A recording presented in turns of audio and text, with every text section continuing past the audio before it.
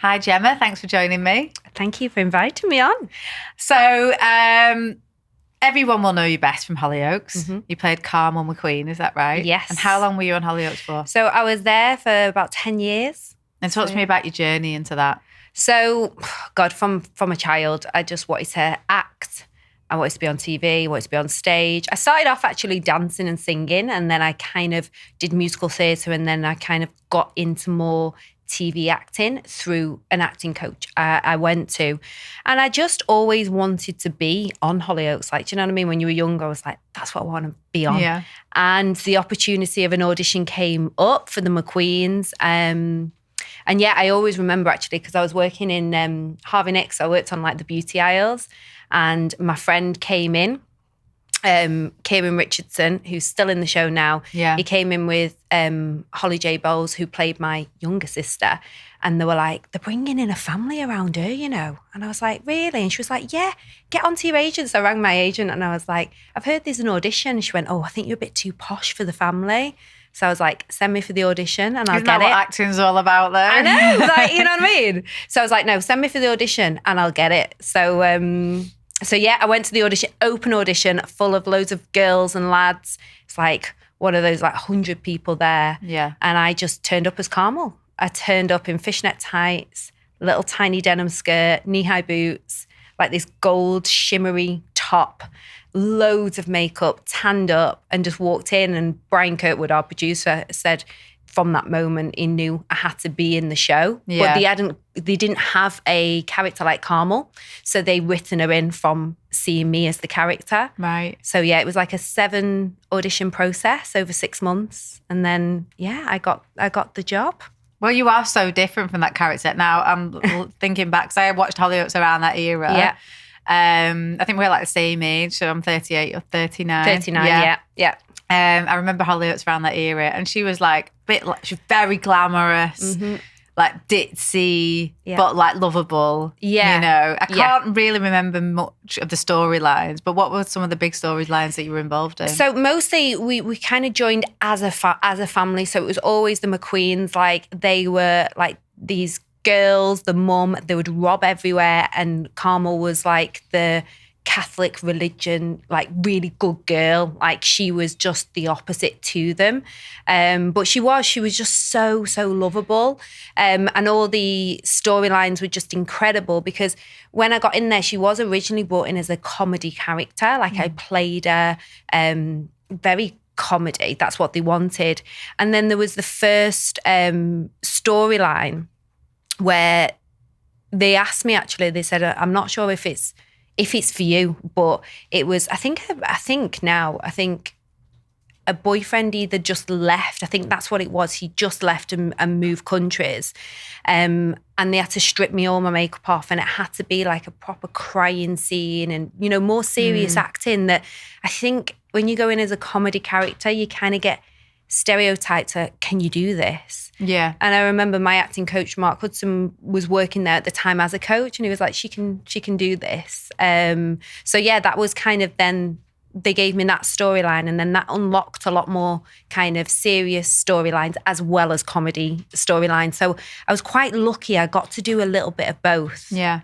But I think the main storyline that probably stands out to everybody is Calvin, who was my husband. He got shot, and it was like a flash forward. So you seen it. Who was Calvin? Ricky Whittle? Ricky Whittle, yeah. So he got shot, and you seen it like 6 months in advance at our wedding. Right. And then it went back then to find out who did it. That was a good storyline to be involved in. Oh, it was amazing. Yeah. That was Hollyoaks in its heyday. That was like, it was great. It was, I have to say, that was its heyday. Yeah. That was when, like, everyone, there was a lot of breakout characters in that time. Yeah. Great actress and actors in it. Yeah. It was great. Yeah, I really liked it. So after that, so you were on for 10 years. Yep. And you made the decision to leave. And why was that? Well, 2 years before I did leave, my dad suddenly passed away very, very suddenly overnight. And I wasn't really happy there. I was kind of getting the same storylines of the same thing was happening to her. And I was hitting nearly 30. I was like 28, 29 at the time when I was thinking about this. And I was like, it's that decision you've got to make in soap. Like, are you going to stay forever? Or are you going to break away and see what else you want to do with your life? So I had that thought process, and I wanted to work. I didn't want to just turn up and be in the back of shot. I wanted to do storylines. I wanted to kind of keep my brain going. But yeah, so I had like that thought, and then my dad passed away, and the easiest thing to do was just to stay there for another 2 years, because I could play her with my eyes closed. Like she was so embodied in me. But then over those 2 years, it just got worse and worse, and the place wasn't the best to work. It was, quite like, are you gonna, if you do this, you can get a storyline. Just a little bit of that. I was going to say, so obviously recently Sarah Jane Dunn made a real stand against, she was still in Hollyoaks, and then she said that she wanted to take control over her own pictures, and she started up her own OnlyFans page, which is super successful for her. But one of the conditions of that was they sacked her from Hollyoaks, and there was, big controversy around that.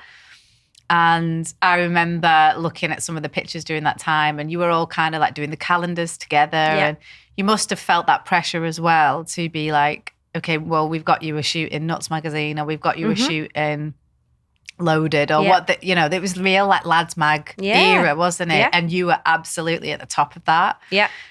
Did you feel pressured Massively. into getting into that? Yeah, massively. I think, I was 22 when I joined. Yeah. You want to keep everyone happy to keep your job. Yeah. Some of the shoots, they were fantastic. But, when you're saying you've got to do that shot at such a young age. Yeah. And these were like very sexually explicit. Yeah, there was no like big nudity, but there might have been implied nudity, or like very, what's the word I'm looking for?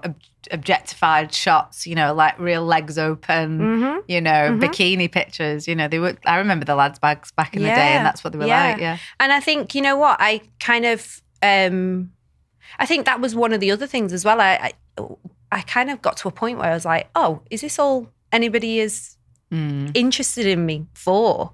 Like, I can act, I've got brains, but no one can actually kind of see that as well.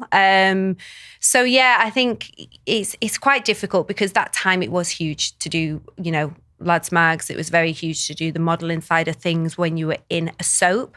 If I had my time to go over again, I wish I had the confidence and the authenticity of the person I am now to say no. It's a different time. Yeah, it was a different time. Yeah. And because I do think it has hindered my acting career. It really has hindered my acting career, because no one really kind of sees past that. Yeah. But when you're in a show like Hollyoaks and you're getting offered all this stuff, and then you're getting offered that, and then you're getting the storylines as well, they're really happy with you. Yeah. And you're young, and you're like, oh, okay. Yeah, absolutely. And the whole show was like young, sexy, glamorous people all living together in Chester or whatever. Yeah. And that was part of the course. Yeah, it was. I can totally understand how you felt pressured into it. Yeah. And that was a big part of their marketing appeal. And then you probably get PAs at nightclubs off the back of that. Totally. Because you were this like sexy bombshell. And like me and Mickey, when we were together, we'd get PAs together, and it'd be so funny. It's good money, isn't I would it, go to along to the PAs, and all the girls just wasn't interested in him, and I'm just like stood there like, what am I doing here? But, people used to book us together because we were like, in a relationship on the show. Yeah. So it was funny, but I have to say it was a brilliant time, an absolutely amazing time. But I just don't think, for me, I could have continued that for another 10 years. As I was hitting 30, between 30 and 40, I was like, okay, what else can I do with my life? Like, I didn't want to just be a comedy character and just be seen as, kind of a ditzy blonde, or just to be seen, in those sorts of shots and things. So, yeah, I left with the kind of, what am I going to do now? I remember thinking, like, because, you get told every single day, you kind of get called at nighttime, you've got 12 scenes tomorrow, these are your scenes, you're in makeup at 7:30, you break for lunch at 2, you're back on till 7:30. That was my life for 10 years. It becomes the norm. So when people weren't telling me what to do. I was like, how do I live my life? Like, it was so weird. So what did you do? So you left Hollyoaks and then were you going to pursue more acting or? Yeah, I think I kind of, I left with the hope of doing more acting or, you know, doing other things. But I think it was just, I just knew I had to go. Do you know what I mean? I just knew, hand on heart, that I was like, okay, this is the end. So yeah, when I left, I was really suffering from grief. And I think 10 years ago, people didn't talk about it at all. So my little haven was going to yoga because I did it from like the age of 18, but I just found like I was allowed to be me on my mat. And if I cried at the end of a class, it wasn't a big deal. Where if I cried in work, everyone's like, don't cry, don't ruin your makeup, keep it all in. And I think that's just people in general. And I'm a very highly sensitive person. I needed somewhere that I could release my emotion. And I was just chatting to my yoga teacher and I'd always said, and I'd said for ages in the makeup chair, every single morning, oh, I just want an easy life. I just want to teach yoga on a beach. I don't want this pressure. And anyway, so when I left, I was going back to yoga and one of my teachers was like, oh, where I did my teacher training, they're doing it again in Morocco for 2 weeks. So I was like, what do I do? And my husband went, just go. And I was like, but bearing in mind, like I was really sheltered. I'd never booked a flight ticket in my life. Okay. Like I was really sheltered. So from who? Your husband or my parents? mum, my parents. Yeah. Then I went into the show where then they protect you. And then my husband kind of took on that job. And I was a bit like, so he made me book my tickets. And yeah, I went out there with 26 people that I didn't know. And I'd only just left the show about 2 months before. It's interesting that you say you were a little bit like timid or anxious in that because you're somebody who comes across very confident on screen to play the character and turn up in front of 100 other people trying to play a cartmel, and now you're getting a bit nervous about going to a yoga trip. Oh, I could do anything on screen, but inside I was always a nervous wreck, suffered horrendously with anxiety. Right. Like I just know how. Well, I knew how to put a good front on. Yeah. But I think that mask, that's what I couldn't keep up with losing my dad. Do you know what I mean? And I think maybe that's a bit of a reason why I kind of wanted to move away from the show as well, because I felt like I couldn't keep up this perfectionism, should I say. And I think back then, as you would know, that's how the industry was. Yeah. You had to be perfect with everything that you did. It was kind of like a polished version of you. You couldn't show your vulnerability. You couldn't show your authenticity. And that's something I have learned to do over the past 10 years. But I think underneath that, I was very, very nervous, nervous. But I knew I had to do something like that to take a real big step out my comfort zone. Yeah. Well, and so how was the retreat? Was it amazing? So it was amazing. I got my teacher training. It was a lot harder than I thought it was going to be. I don't know. Maybe I thought I was going to heal. I think I was desperate to try and find somewhere to kind of give me answers of how to heal through grief. And it doesn't. It probably wasn't the right thing for that. But what it did, it made me meet some incredible people that was outside of the industry that I used to be in, because all my friends were just there. Yeah.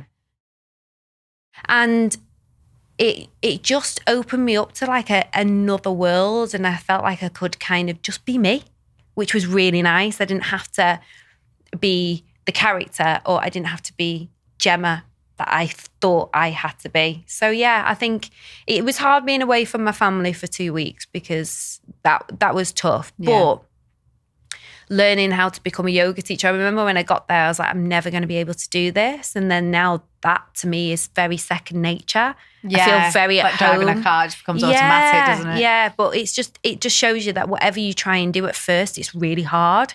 You just got to keep repeating it and practicing it. Yeah.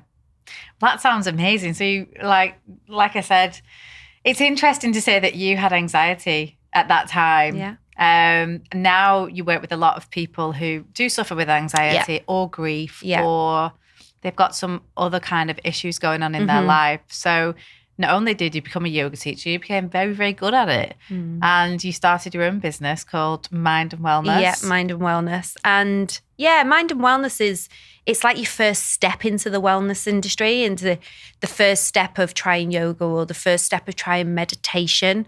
And that's initially what it was to build up. And it's grown so much. Like we've been going now like a year and a half, and it's grown so much more because now I've become a life coach, a hypnotherapist. So it's become a lot more coaching led, as well as using the yoga and the meditation. And within coaching, you know, meditation is huge to, you know, regulate the nervous system, to visualization.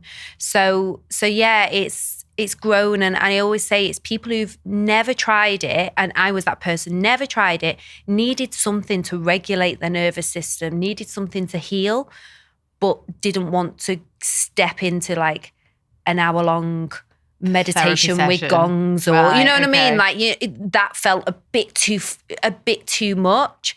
So Mind and Wellness is like that step in. So, you know, our meditations start from like 3 minutes to 20 minutes. So you can pick, and you can always fit them in your day, on your phone, on your laptop, and you can fit it in around a busy life.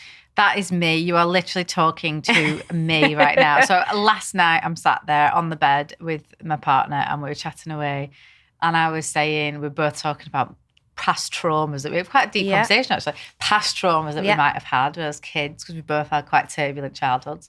And I said, you know what, maybe we should do some meditation, because anyone who's ever successful in the world goes on about it and says it's like a superpower, it's amazing. It is. And I'm someone who's a bit like, oh, that is a load of shit. Do you know what I mean? But actually now I'm a bit like, actually I'm going to give it a go. And I know it's a practice. I'm not going to start and be amazing at it, because try and stop and make yourself kind of think of nothing for a longer period of time is quite hard. I start thinking about what I've got to do. That's the thing, like you're not going to ever not think of something. Like sometimes I do a meditation, but because I make it consistent and do it every day, it just changes you as a human being.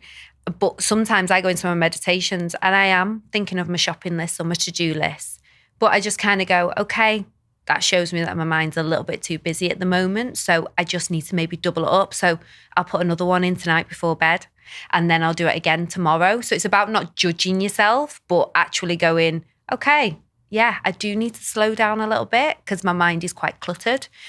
But what meditation will give you is that space. So if I'm just going home tonight and I'm going to say to my partner, right, let's talk about this meditation, because I spoke about it last night. I'm going to say, I had Gemma Merna on the podcast today, and she was saying we really need to do meditation because the benefits are. So what would the benefits be? So the benefits would be, are you quite a reactive person? If something happens, do you react straight away without even kind of processing it? Right. Sometimes, yeah. So it gives you that space a little bit more. That is the main thing that I absolutely love. So say you get an email and you want to respond straight away. It gives you that space to breathe and go, okay, let me process that. This is what I'm going to go back with. So a lot of people, and this can be like, a reaction like that, sometimes it's not yours, it's a learned behaviour from parents, grandparents. It's, you know, it's the environment we have been brought up in. So that's what gives you that space. It regulates your nervous system, just makes you a better human being. Right. I have to say, a better human being. You're nicer to everyone around you. You're not, because when you get busy, you can get a bit snappy. I can. And that just kind of... It comes out, like, sometimes I can come across as like a little bit like, apologies for interrupting this podcast, but I need to ask a favour. If you're enjoying this podcast so far, then please hit that subscribe button right now. I'll be straight up and honest that I want to see this podcast grow and flourish into something that I'm really proud of. And the only way that I can do that is with your help. So if you've ever learned anything useful from these conversations, then please return the favour by liking, rating, subscribing, and maybe even sharing it with your friends. Thanks very much. Let's get back to the episode. slightly maybe aggressive, but that's not the right word because I'm not meaning it. I'm just very like, let's go busy, and then not taking maybe enough time, care and attention with the person that actually needs it, because I'm a bit like, have we made that decision? Let's go, let's move on. Yeah. And I'm a bit like flippant because I'm trying to get on to the next thing. Yeah, I think what it does as well with meditation, because it gives you space and it gives you a breath and you can breathe, you realise then all the other people around you who are working with you, everyone works very, very differently. So it gives you a little bit more compassion for how other people work and how other people think, because we are all so different. So that's another thing that I think it does. It gives you a lot more compassion for people as well. So for me, meditation was absolutely life-changing. I just noticed when I did my meditation course, because I did it in yoga, but I wanted to do something a little bit more modern. And I did mine in like beginning of lockdown with a company called Unplug in LA on Zoom. And we did it, and it was about over 3-4 weeks. And we had to meditate in the morning and in the evening, what they gave us. I was such a nice person. I was like, I really like this version of me. Yeah, wow. Like 2 weeks in, I was like, I really like this version of me. Like, this is who I want to become and who I feel I am. But sometimes the stresses of life takes me so much away from that person. So then that's what got me thinking, and that's what made me then set up Mind and Wellness, because I was like, if I'm feeling like this, everyone needs it, but we don't have time to sit there for an hour meditating every morning or night. You can do if you fit it into your day, but say you've never done it before, that is just going to be so off-putting to go, you've got to sit there for an hour. Yeah, exactly. I just wouldn't do it, yeah. But I'm now thinking, okay, if I sat there, I would be thinking all the way through my meditation, I can't wait for this to be over because I've got something else to do. What I'd say is start off with meditations that people are speaking. So you're listening to their voice. Yeah. I'd start off with that. So and like guided meditation. Guided meditation, yeah. And then after that, then, you know what I mean, build up that practice first. To start with a couple of minutes in the morning, a couple of minutes at night. So yeah, I go to sleep to my hypnosis every night. So I take it to another level now with hypnosis. So so tell me about that. So so I feel like I'm like a complete heathen, right? So we've gone from like meditation, and that's like clearing your mind, decluttering it, which I'm a big believer in. I have a lady who comes around to the house to help me declutter. I use her as well. Yeah, she's amazing. Butterfly, amazing. I just know I won't do it by myself. If she's there, I have to do it. Yeah. So that's great. But I feel like 100%. What you're saying is completely correct. I need to declutter my mind. And it'll allow me to focus on the big things that are important and like get rid of the stuff that's really not important. Yeah. So hypnosis.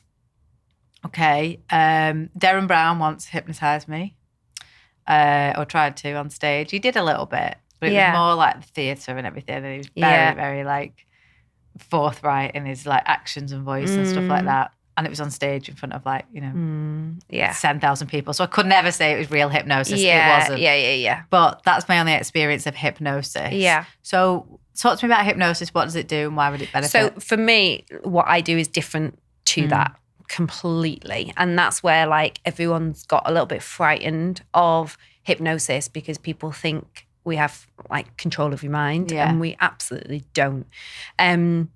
With hypnosis, for me as a practitioner, I'm taking you into the theta brainwave, which is the brainwave just before sleep. So sometimes when you're in it, you think you might have fell asleep. Sometimes you do, but sometimes you're not. You're just in that such relaxed state of the brainwave, which then that allows the practitioner to speak directly to the subconscious mind. So what we do is switch off the conscious mind. So, your thinking mind that's thinking of all these things. Yeah. If you're willing to do it, and it's all down to the person who is actually doing it as well, if you are willing to surrender to it, trust the practitioner will be able to like switch off that conscious mind and speak directly to the subconscious. So for me, I work with a lot of people who have got anxiety, stress, weight management, that sort of thing. And we can speak directly to the subconscious mind, and it's the program that you're running on. And again, as I mentioned before, sometimes they're not necessarily our programs. They're It's like autopilot. Like that's your learned behaviour. Learned so then behaviour. You snap into And it. people, and you don't really know as you're doing it. And sometimes it's fine. It's absolutely fine for people. But sometimes you get to a certain age and you're like, whoa, this isn't feeling right for me anymore. And what we can do, go straight in and find the source and find when that program has started running. And generally, most of the time it's from your childhood. It's your inner child. Well, I was reading something last night that says between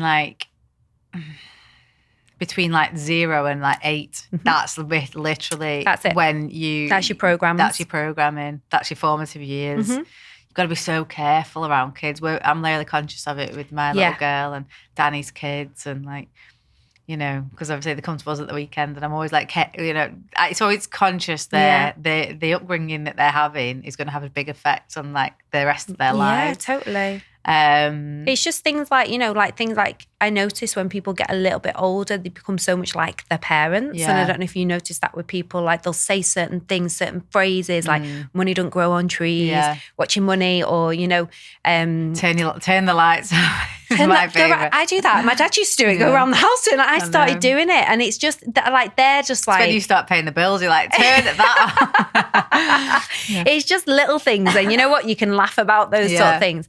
But other things that are really affecting people's lives, like severe anxiety that people can't walk out the house and things like that, that can be a learnt behaviour as well from parents and what you've kind of been brought up around as well. So you can go back and then literally look and think, okay, well, we know, let's say, for instance, I was watching a Netflix documentary called The Psychopath Life Coach. Sounds weird, but actually, once you get, I think you'll really enjoy this documentary. I have heard of it actually. And this guy's completely changed his life, and he was an absolute horror, somebody you'd never want to be around, fighting, drugs, just violence, prison, everything. But it was his upbringing with his dad, his relationship with his dad, and he was very unloved. So with hypnosis, you would then be able to go back and try and pinpoint what was happening at what time. And maybe try and unlock that, and then how would you reprogram? Is it just the client does it? The client does it. So you'll go back, and generally it's a memory. Right. They'll speak that memory to the practitioner. We will check that is the source, so we can go back one day earlier to just make sure if they're still feeling it, or so we sort that, and then we go in. So if it's inner child work, adult child go in, or we can parts therapy. We can do things like that to change the programming. Right. And instantly you see the client breathe. You see that weight, because we trap so many emotions within our physical body as well. We don't realize all that trauma, and it can be with a capital T or a small t, is trapped in your body, and your subconscious mind goes on that autopilot, and it happens. It goes straight into that fight or flight. So that's how we can go back. And I've had a lot of hypnotherapy, and it worked wonders for me.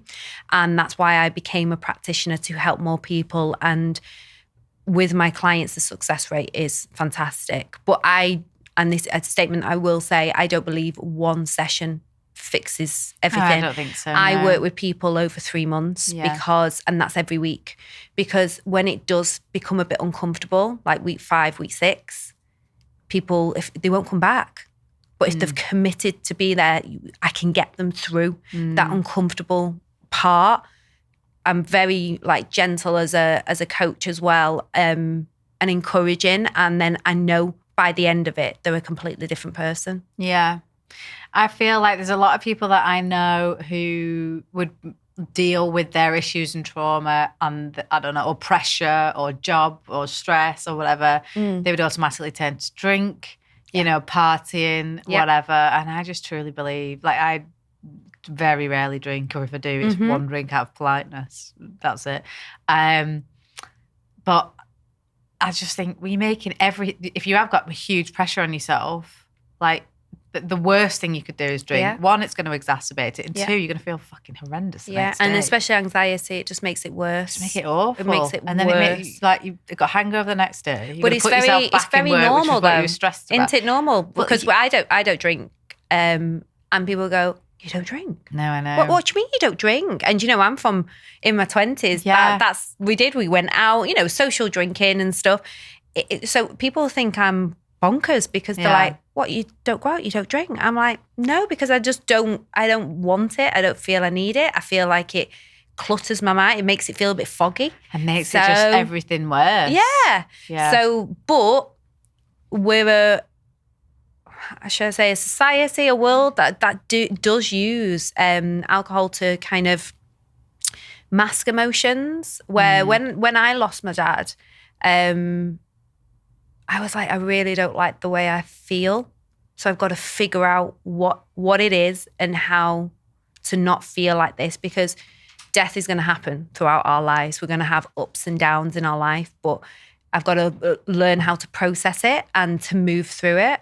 It took me a long while and it's still a process. And it's still awful when it happens to you. Yeah. But actually it's going to happen to every single person that you know and every single loved one that you know today. Yeah. It's going to happen to. And actually I always think of myself, I'm going to plan for a good death. And if the more I plan for it and the more I talk about it, it will hopefully alleviate the grief and the pressure on the people that would still be here. I know, but you can't plan. I think I'd be like, keep it in your mind. I don't think anyone can start thinking they're invincible. No. But it's just, I think it's that process. It's dependent on if you want to do the self-discovery, if you want to look in and you want to figure out what you need to do to move forward. But, I think with people, everyone's so different, aren't they? Yeah, there's a lot of people who would be the last thing on their mind. Yeah, where I am a person, I dissect everything. Right. So for me, it was a must. And then once I started doing it, it was just unlocking so much more in my life. And then I felt like I just wanted to help more people.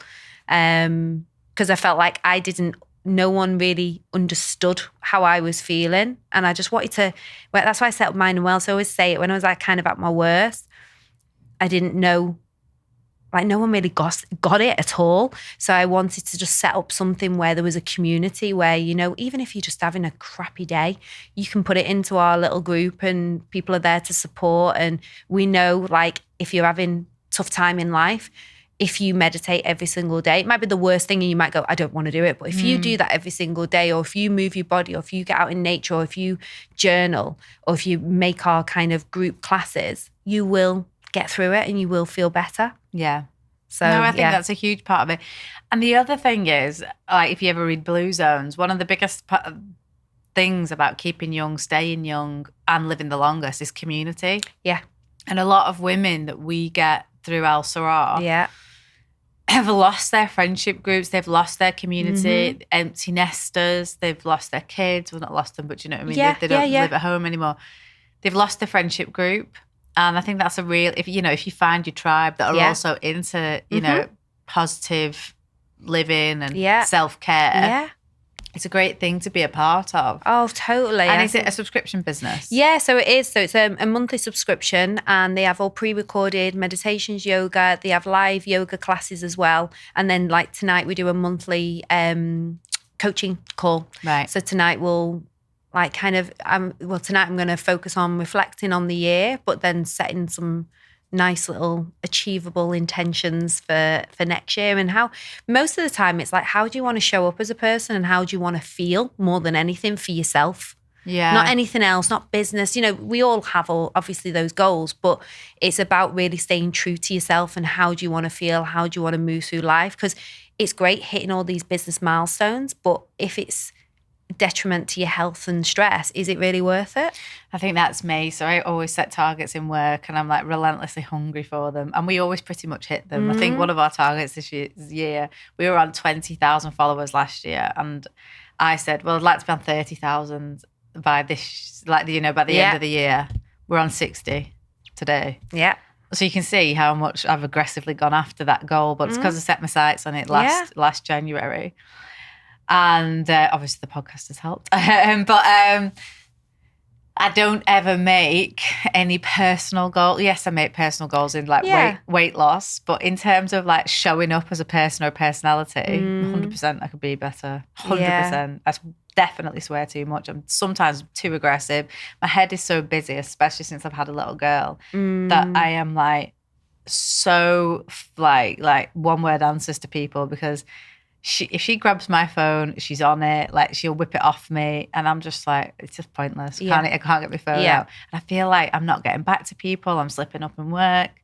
And actually, I'd like to sit there and maybe I know what my business goals are, and they're kind of a given, but I've never actually sat there and done personal ones that would actually really benefit me. So I think maybe meditation would be one. Yeah. Movement, mobility. I go to the gym, I lift weight, I do all that. Really hard graft stuff, but I don't do any of the stuff that I should do. I don't do any of the stretching, so everything, mobility. like, if you think of also your masculine and feminine energy, you're very much into the masculine. So it's about kind of just balancing it out into the feminine energy as well. And that's something that I've had to really work hard on, because I was so in the masculine. Really? But my nervous system was just literally shot. So by bringing myself more into my feminine, I want to run my business in my feminine energy.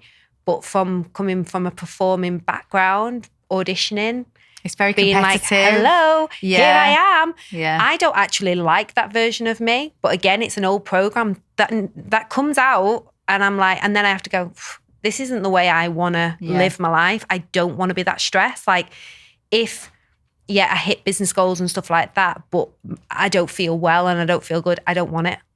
For me, my personal is I want to feel amazing every single day, and I want to feel calm, and I want to feel very regulated in my nervous system, because I know that's when I'm at my best. So it's about, I've had to work on kind of balancing that feminine and masculine energy. And it's hard. It's really hard when you're successful as a female as well. But it's allowing yourself to go there. I think, it would make me a lot nicer. Definitely. I think I'm definitely going to look into it. In 2024, I'm going to be a bit more... Yeah, it's just like, write down, do you journal at all? No. Only because I thought I don't want anyone to read it. Yeah, we'll just hide it somewhere. I used to be a journalist, and one of my biggest takeaways, always say it to everybody, I'm like, never write anything down. Ever. Never write anything down, because then it's black and white. You can't deny you've said it. You can't deny you've said it in the way that you've said it. Never write anything down. And even like, if I was ever interviewing someone, you'd know it was a bit of like tricky kind of interviewee. They'd always say, can you email over the questions? I'd say, no, it's all right, I'll give you a phone call. Again, never get anyone to write it down, because then that quote is that quote. It can't be changed. If they've emailed it in black and white. But I'm talking about journaling, like what's in your head. Yeah, same. But no, so that is just in me. Like, I don't write anything down, because if I did journal my true feelings, and then if anybody read it, I would die. Yeah, you just make sure, absolutely just hide it. Just hide it so no one can read it. But sometimes our feelings can change from hour to hour, and sometimes they don't really mean what they look like in black and white. Well, do you know what I mean? Thing. Okay, so let's say I got hit by a bus or whatever, and then all that's left over is my journal. And then everyone's going, oh my God, maybe she was super depressed, because the thing is, you're negatively biased. So I think what I'd write down is such a piss me off today. But do you know what I mean? It's like I'd write all these bad things. Would I mean it? No. Well, that's what you want. That's your true feelings and what you're feeling. That's not a bad thing. Don't worry about what other people think. I know. That's another big thing as well, not worrying what other people think. Like, now I'm like, nah, don't really care. It's like I was watching this Jackie Collins documentary, and they were going back through all her old diaries because her husband had like committed suicide when she was younger and stuff, and she'd obviously written a lot about it. Like, in her diaries and stuff, and they poured over these diaries, and I'm thinking, God, like, I just hate it if somebody went through like just make sure you do. Make sure if you do one, burn it when it's full. Yeah, maybe I should do it on the computer. Oh, that's even worse. Really? Yeah, say someone hacked it. Yeah, that's true. But at least it could be password protected. Oh, I don't trust tech stuff, no. But that's true. And as we spoke before, we're both absolutely awful at tech. I'd forget the password to get into my own journal. So then I'd give up, because I'd go, well, I can't even get into it. Yeah, no. Just pen and paper, and then when you finish the book, just burn it. Yeah. No one then can have it. No, and sometimes it is nice, actually, like writing like a page down, 2 pages down, and then just burning it. Yeah. Like, I'm not massively into that, but when I have done it, I felt like, oh, it's released something. Yeah. Or maybe, under a moon, just be out in the garden. Journaling, and then like just leave it hanging around, for people to find. But then I feel like I'm writing for an audience, Yeah, no, write for yourself. That's it. Yeah, that's, again, difficult, definitely. Okay, so mind and wellness is what you focus on now. Yeah. And what are your aspirations and goals for 2024? So I with Mind and Wellness, the membership, I want to grow it as much as I can. I really want to take it into businesses as well, because I think that's where I struggled the most, in that kind of corporate life. But if I'd have had something like that, I always say I probably could have stayed in the show a lot longer if I could have regulated my nervous system, got on top of like my anxiety, just kind of took that time for myself so work didn't become everything. I could have found that balance, that work-life balance, and that's what I really focus on a lot with it. So yeah, for next year, I really want to kind of grow that, get as many people trying it out. You know, like I said, it's on your phone, it's on your laptop, so you can do it yourself. So it's kind of a lot of self-talk, and then self-taught, should I say. And then we meet a little bit, you know what I mean, throughout the month. So, but then also as a life coach and a hypnotherapist, I want to do more of that, like working with individual people, doing more live talks. I just did a live talk at Happy Place Festival with Fern Cotton. So that was amazing, doing a live talk, and everyone kind of said to me, it was about wearing masks, like I said, wearing the mask of the show, wearing the masks on the red carpet, and then my true authentic self. So it really resonated with a lot of people. So you don't realise your story really resonates. So I want to do a lot more of that as well. Did you find in the beginning, did you have any pushback because you were from Hollyoaks? Because I was talking to Leanne Brown and she's very much gone on a spiritual journey, but everyone has typecast her as Wes Brown's wife. She's a wag. She's from Real Housewives of Cheshire, you know, and she feels that herself. Like she's like, why would anybody want to listen to what I've got to say? I'm just like, you know, I'm just from this show. Yeah. And she really feels that, and she's had to work on a lot of herself to try and get that mindset to change. Did you feel any of that? I felt like that when I become a yoga teacher, because the press didn't help, you know, like, gave up acting career to become a yoga teacher, like really kind of degraded it quite a lot, which they do. You know, how many of them, soap stars now do a real job, you know, it's, you know, but you've got to just kind of ignore it. Like they're gonna, but yeah, for me, I just kind of took myself away from all that and just focused on me. And then in lockdown, I just started to put classes online. And I remember I was petrified. And my husband was like, just do, you know, ask your followers if they want some classes. And I didn't look at my phone for hours because I thought, people won't want them. Do you know what I mean? Like, so I've worked really hard on that side of things as well. And people were like, and then I built up this lovely community where we all know each other and we do our classes together. And I've just focused on that. And I always think whoever wants to listen or wants to develop and wants to join us, they're meant to be. And the people that don't aren't, you know. Yeah, there is a flip side to that. People will listen to you and want to meet you and want to do your yoga class because of who you are as well. I always say this to Leanne. Yeah, it's interesting because a lot of coaches tune into the negative. There's an amazing coach that I speak to, and she was like, I only ever see you in the wellness space. I don't see you in that, but I think that's your own programming. Like, I always feel I have to talk about the show, but actually I don't really need to. Like, you know, it's 10 years on. It's been 10 years now. You actually really staked your position in the market in the wellness space, and you developed a business in that space. And I think, that's 100%. Yeah. It's only like, you grew up in my mind as like, you know, as this girl on Hollyoaks. They all want to know, like, why? What do you know? People do want to know that. So, and obviously it's part of my life, like, course, and it is a proper 360, isn't it? Do you know what I mean? From what I did. And I don't think I ever thought I'd be where I am now. I always thought I'd be acting. Yeah. But I got it. I got everything I wanted from a kid, but I wasn't happy. So I had to kind of find what made me happy. And this does, like I said, when I teach, I feel very much at home and I feel like I'm helping people and it's just the best feeling. Yeah. Ever. And it really fulfills you. Yeah, massively. And how does your partner take it? You've mentioned him a couple of times. Yeah. How long have you been together? Oh, we've been together about 16 years now. Right. Yeah. And how, he must be a great businessman and like supports you with your business goals. And like my partner really helps me with mine.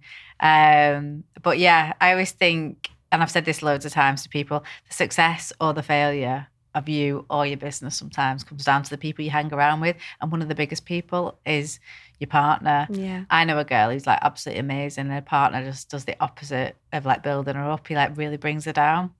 She's so talented at what she does. And I just think, oh my God, if you had the right partner around you, you would be an absolute superstar in what you do. She's a makeup artist. She's great. But it's, you know, you've mentioned a few times like your husband really believes in you and he's the one who gives you that positive encouragement and without him maybe. Massively. And even when I was on the show, he was very much like that, always there, do you know what I mean? And just there to support me when I needed. Yeah. But then, you know, with that as well, it's the other people, you know, I've got an amazing mum who's there as well. I've got amazing friends who work with me now and it's that thing, isn't it? Like surround yourself with the right people. Yeah. And yeah, I think that's really important. I think obviously your friendship group, everything gets smaller the older you get, and it's having the right people around you to support you. So you can kind of go, oh, this has happened today. What do you think? You know what I mean? Like just to have those conversations are so nice. And if you can have it with each other, like I think that is just amazing. But I'm like that with my friends and bet you are, aren't you? You know what I mean? Like you've got to be able to be there for each other. Yeah, I mean, I would imagine they come to me for different reasons, you know, than maybe I'm probably the most unsympathetic out of our friendship group. I'm like, okay, but I'm practical. Yeah. You know, so if you tell me the problem, I will practically do it. I'm like, okay, we're not going to cry about it. This is what's going to happen. And I'll be practical. So you use your logical brain a lot then, don't you? I wouldn't imagine I did, but I'm just very much...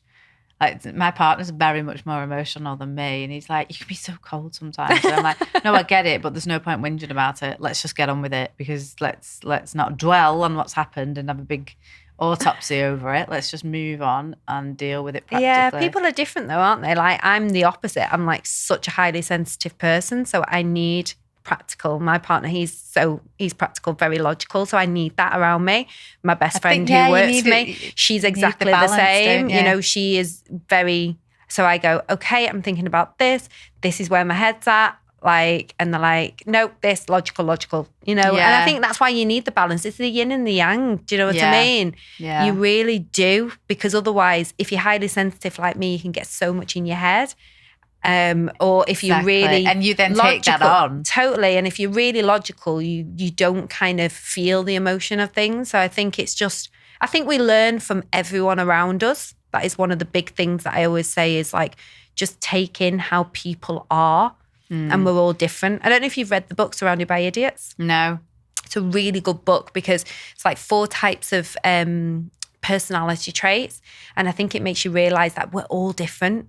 And then you can kind of give the colour to certain people. I'm definitely of what like they red, are. yellow. Yeah, and it's like you kind of then can give the colour and then you can go, okay, well, they're just not like me and that's absolutely fine. But, and it's good to spot stuff, actually, because I am not analytical in the slightest. I hate process. I hate tech. I can't remember a password. I'm like emotion in terms of I'm creative and I'm also decisive. Yeah. So I'm like a bull in a china shop sometimes in my directness. I've got no tact sometimes. I'm like, let's get to the point. But I'm also like, I love doing the creativity part of this brand and stuff. I can't stand looking at a spreadsheet. Or, oh, yeah, me neither. You know, I hate spreadsheets. Stand it. So I hire in that skill. Yeah. And if you know you're not good at that, hire it in. You know? I agree. I totally agree. That's something that when I work with my clients with coaching, I'm like, don't do everything because you'll just waste time. Yeah. Get people that are good at their jobs and you do what you're good at, because then that will make you more successful and make you more money, and it's, you know. Exactly, and everyone's a winner. No, I completely agree with you. Like my friend, she was telling me she's getting a divorce the other day. I was like, bloody hell, right, okay. And I'm Mrs. Practical. I was like, yeah, he's a piece of shit. Yeah, I totally agree with that. But let's not labour onto that. Here's the number for a divorce lawyer, and this is the phone woman you need to talk to. And I'm like, let's put the steps in place, and she's probably like, right, okay. But she's got other friends she can talk to about how much of an arsehole this guy is. But when it's like time to like get practical and sort her life out, make sure she's protected in terms of her house and whatever, I'm the person she'll come to. So we all have our different skill sets. Everyone has their different skill sets. Yeah. And that's why, you have like certain friendship groups, isn't it? Because you do have different ones for different times of your life and different supports and stuff like that. Yeah. But maybe, I don't know, maybe I need a bit more empathy in my life. If I have a problem, I just kind of internalise it and get on with it and don't really deal with it. Okay. But I definitely don't deal with it in like negative ways either. If I have a problem, I don't take it out on anyone. I don't drink. I don't like hit the bottle or like drugs or anything or go mad or I don't know. I just kind of think, right, I'll deal with this. And I don't, you know what I mean? I just think I'll sort it myself. So I know, and I'm thinking one of my friends in particular, like they will turn to a drink a lot. And I'm like, really? Why would you like make life harder for yourself? If I've got a problem, just different coping mechanisms. Yeah. And again, it's just what they've learned as well. I think I'm going to pass them your number and you can like coach it out of them. For sure. Definitely. Okay, Gemma. So if people want to get hold of you, how will they get hold of you? So I've got a website and also on our social media. So at Mind and Wellness UK or at Gemma Merna. And again, I'm always quite heavy on social media. So I always respond. Like our memberships on there, our coaching packages are on there as well. We have a podcast as well. So it's growing nicely. So next year's going to be really exciting where it's going to go. Good. Well, I'm excited myself. I'm definitely going to like take on the meditation. I think 2024, I'm definitely going to do it because there can't be this many people telling me it's amazing without it actually being amazing. It does. It just gives you clarity. Yeah. So, you know what I mean? Of those decisions that you want to make in business, it gives you so much more clarity. And sometimes we don't always need to make decisions with our head. We've got to kind of see what's inside us. Sometimes our intuition and our heart is saying completely different from our head. Yeah. And it's about trusting that a little bit more as well. Yeah. No, you're right. Definitely. That's my key takeaway for today. Oh, good. Thanks so much. Oh, thanks for having me. Thank you.